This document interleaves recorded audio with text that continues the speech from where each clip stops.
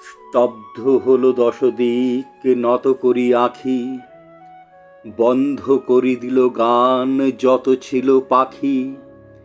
শান্ত হয়ে গেল বায়ু জল কলস্বর, মুহূর্তে থামিয়া গেল বনের মর্মর।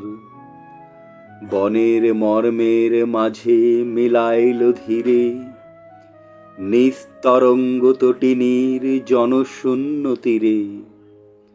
নিঃশব্দে নামিল আসি সায়াহ্ন ছায়ায়, নিস্তব্ধ গগন প্রান্ত নির্বাক ধরায়।